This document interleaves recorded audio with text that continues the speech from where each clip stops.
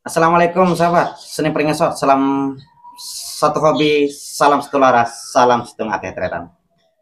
Syukur alhamdulillah sahabat, semoga hari ini kita tetap diberikan kesehatan, rezeki yang melimpah dan juga halal agar kita bisa beraktivitas dan juga bisa beribadah dengan baik.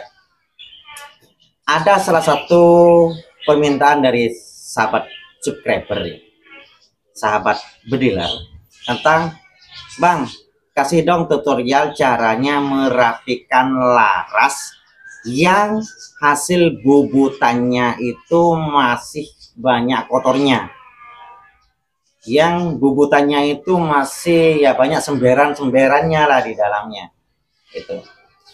Memang sahabat ya, beberapa produsen laras, terutama laras-laras lokal, ketika membuat kulir itu bubutannya tidak menggunakan mesin, tapi hanya menggunakan sebuah alat bor, alat bubut yang kemudian diketok tok tok tok tok tok tok sampai selesai. Bukan menggunakan mesin bubut, tapi menggunakan ketokan saja. Dengan cara semacam itu sahabat, kadang-kadang memang alurnya di dalamnya itu ya ada guratannya, itu tepian guratannya itu masih kasar. Masih kasar. Bagaimana caranya kita menghaluskannya? Ada 3 cara sahabat, ada 3 cara. Ada 3 cara yang bisa saya rekomendasikan ya. Yang tanpa harus merusak laras. Kalau umpamanya kita melakukan dengan pembantaian, nanti larasnya malah rusak, nggak bisa digunakan.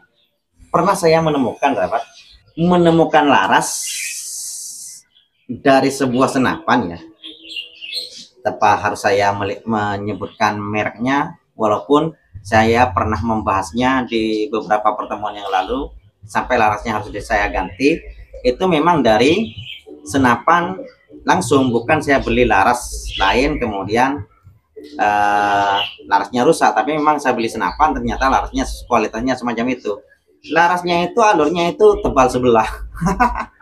Tebal sebelah, tapi nggak apa-apa juga sih walaupun tebal sebelah, asalkan tebalnya itu jangan terlalu, guratannya itu jangan terlalu sangat-sangat dalam, nanti bisa membuat kebocoran pada tepi mimis ya, asalkan jangan sampai membuat kebocoran tepi mimis.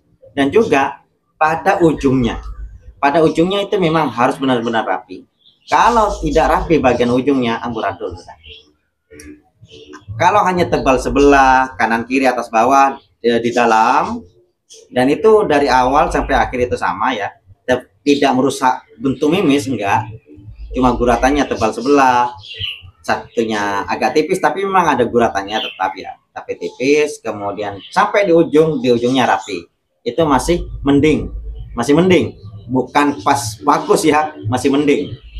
Yang khawatir adalah tebalnya itu amburadul di dalam, ada ketika masuk pertama kali tebal larasnya, kemudian tipis lagi alurnya, tebal lagi, sehingga bentuk guratan pada mimis itu sangat dalam. Ketika nyampe di guratan yang tebal umpamanya, ini bisa terjadi kebocoran pada tepi mimisnya. Ketika sudah terjadi kebocoran di tepi mimisnya keluar, itu sudah ngacak kemana-mana, terutama pada ujungnya. Baik, kita kembali ke fokus ya. Fokus utama kita yaitu bagaimana cara membersihkan sisa-sisa sapihan ataupun sisa-sisa hasil guratan alur di dalam laras. Kita mulai. Dan ini sahabat bisa kita lakukan apabila ya bukan hanya pada laras baru, tapi juga laras lama yang tidak digunakan, yang kotorannya menumpuk, serpihan-serpihan timah menumpuk di dalam, kemudian juga mungkin karatan-karatan yang ada di dalam ya. Dan ini sudah saya lakukan sahabat, sesungguhnya tutorialnya sudah ada di playlist, mungkin bisa dicari, atau nanti saya akan letakkan di kolom di deskripsi saja ya, beberapa trik ini. Yang pertama, jika laras baru ya, cuma ada sempiran-sempiran pada tepian-tepian alur laras gitu, itu secara otomatis akan habis, akan rapi secara otomatis dengan banyaknya kita mengeluarkan mimis. Kita mengeluarkan mimis sekitar 100 kali, mungkin lambat laun ya akan rapi juga. Itu langkah yang pertama. Mimis itu sahabat ada dua tipe ya, ada yang keras, ada yang lunak. Yang keras itu maksudnya adalah bagian rok belakang itu biasanya dalaman rok itu tidak terlalu dalam, dangkal. Walaupun beratnya sama 12 gram bawahnya ya, dangkal. Biasanya ditandai dengan mimisnya itu lebih pendek, seperti slug bawahnya, dengan berat yang sama dengan yang ada roknya, itu lebih pendek dengan berat yang sama. Dan ini keras, maksudnya keras itu ketika kita pencet itu memang nggak apa ya, nggak ngikut. Dan ini bagus sehingga di luar saat kita masih di luar senapan itu memang tidak akan terjadi penyok mimisnya, tetap rapi. Dan mimis semacam ini biasanya ukurannya lebih kecil sahabat. Ukurannya bisa kalau standar mimis itu adalah 4,5 dan laras juga sudah didesain dengan 4,5 mm, maka mimis-mimis yang berat yang keras ini biasanya ada yang 4,3, 4,4 gitu tebalan mimisnya tuh. Jadi biar smooth masuknya ke dalam laras. Kalau yang roknya dalam,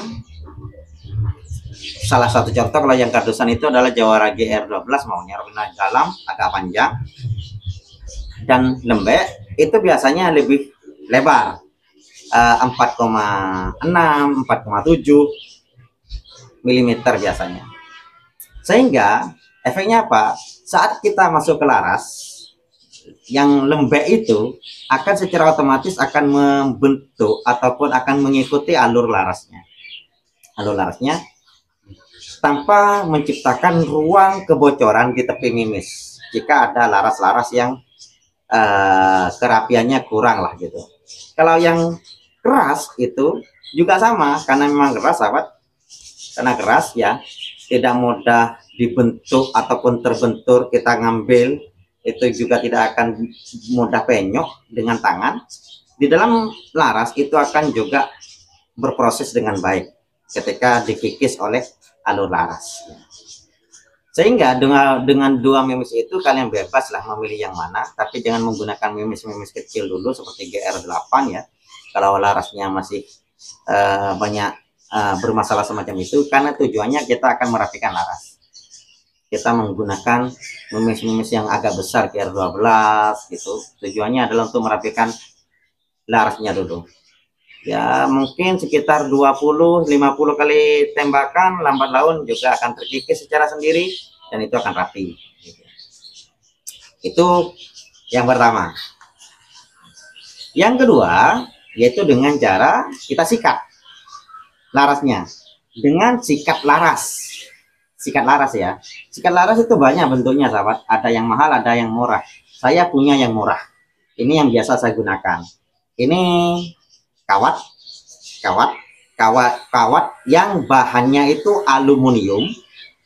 aluminium, jadi tidak akan merusak laras. Aluminium bahannya, ini bukan timah ya.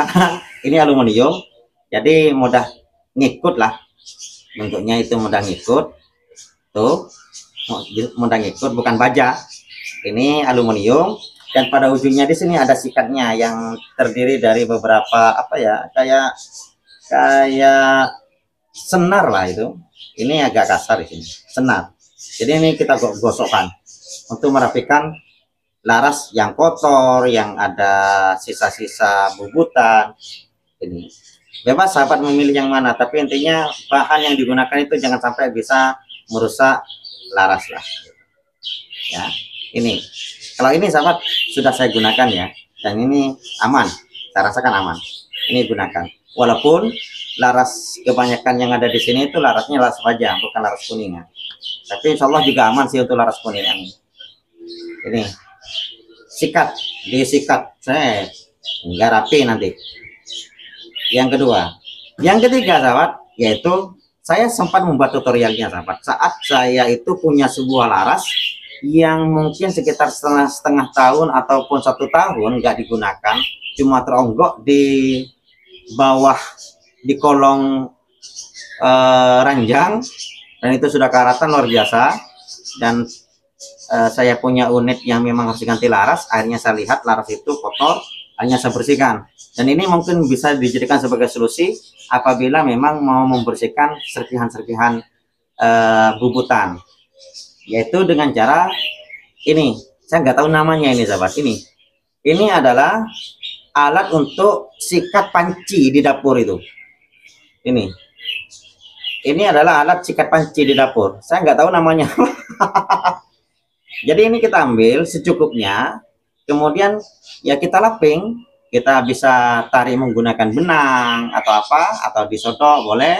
Tapi yang jelas alat sodonya jangan sampai yang keras, bisa menggunakan bambu atau apa, tapi ditarik lebih enak sih.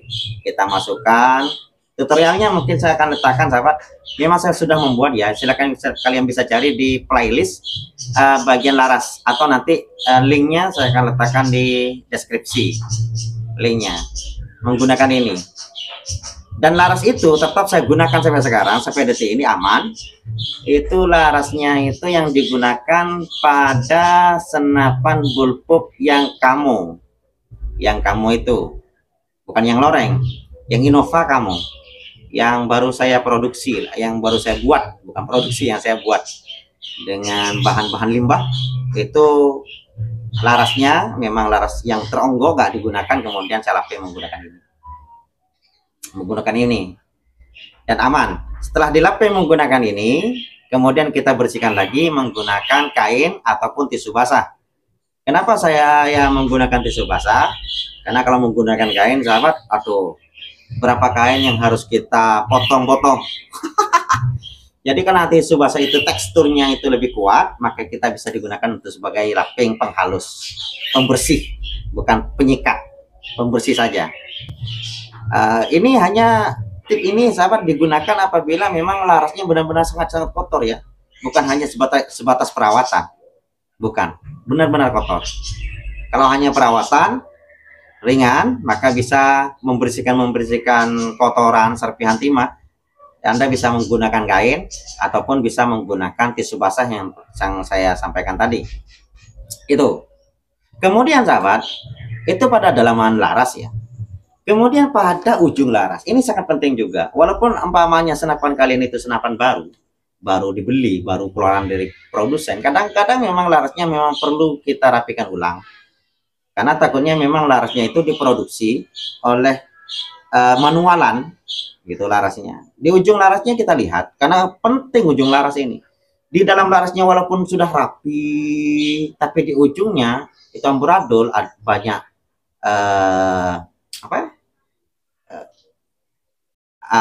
sisa-sisa cuakan keluar, kan diketuk itu kan, bubutannya itu akhirnya nyember keluar. Nyembernya itu nggak rapi, ada yang nyember, ada yang tidak.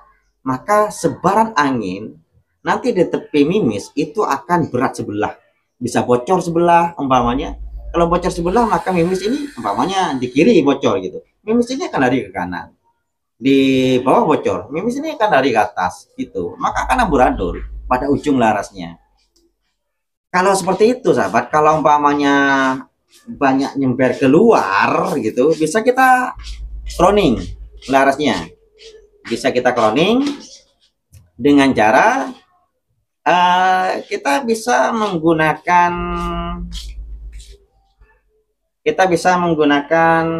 ini di ujung larasnya ya. Di ujung larasnya saya pakai bawa laras, lupa. Di ujung larasnya ini kita bisa menggunakan amplas dengan gotri ataupun peloran. Kita ngambil peloran yang 8 mili ataupun 6 mili nggak apa-apa sih. 8 mili nggak apa-apa, jangan terlalu besar-besar, nanti yang 6 mili aja, jangan terlalu kecil. 6 mili ataupun 8 mili. Kita amplasnya letakkan, kemudian kita gotrinya letakkan, kemudian kita putar kayak gini saja. Putar larasnya sampai rapi. Kalau semberannya keluar, gimana kalau umpamanya ternyata rusaknya ke dalam, di ujungnya rusaknya ke dalam, baik baik apa istilahnya ya, pokoknya rusaknya alurnya itu di dalam. Ada dua cara. Ada dua cara. Yang pertama ya harus dipotong. Ujungnya itu dipotong. Kita cari posisi alur yang rapi. Dipotong. Kemudian pastikan potongnya ya jangan terlalu banyak-banyak lah. Potong sedikit saja. Mungkin satu berapa mili gitu potong. Kalau kurang ya kita potong lagi, kurang, potong lagi, kurang, potong lagi. Tapi kalau umpamanya tidak mau memotong laras, ada cara lagi. Dan saya praktekkan sahabat, saya letakkan di deskripsi nanti. Di bor. Ujung larasnya ini kita bor menggunakan, karena lebar laras ini sekitar 4,5 ya, maka kita bor menggunakan mata bor 6 saja. 6 atau 8 sekalian, mata bor 8, biar nanti seperti dom, ujungnya itu ngedom kayak gini, ngedom ujungnya itu. Jadi seberan anginnya nanti di belakang mimis itu rapi seberannya, bukan lurus kayak gini, rapi. Jadi terbuang, tidak akan mendorong mimis ke kanan ke kiri, tapi langsung terbuang ke samping ketika ngedom. Oke, ketika ngedom. Jadi kita menggunakan mata bor 8. Kalau larasnya memang sudah 8 OD8, Bang. Ya kalau pakai mata bor 8 nanti gimana? Ya pakai mata bor 6 lah gitu kan. Kita bor sedikit demi sedikit sampai kita menemukan posisi alur yang bagus di ujungnya. Baru setelah itu rapikan. Baru uji lagi. Mudah-mudahan kita temukan komposisi yang enak akan menciptakan akurasi yang mantap.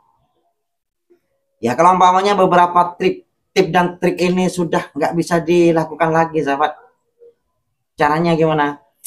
Buang. Sudah harus ganti, harus ganti. Ya gimana lagi gitu, harus diganti kalau sudah nggak bisa diakali lagi. Mungkin ini adalah tips sederhana yang bisa kalian lakukan, mudah-mudahan bermanfaat sahabat. Ya, apabila ada tip lainnya atau trik lainnya yang sahabat pernah lakukan, silakan letakkan di kolom komentar agar teman-teman yang lain bisa mengetahui bersama lah gitu. Oke. Baik, terima kasih sahabat sekalian. Kurang lebihnya mohon maaf sahabat. Mudah-mudahan bermanfaat lagi. Assalamualaikum warahmatullahi wabarakatuh. Salam satu laras, matur sakelangkong.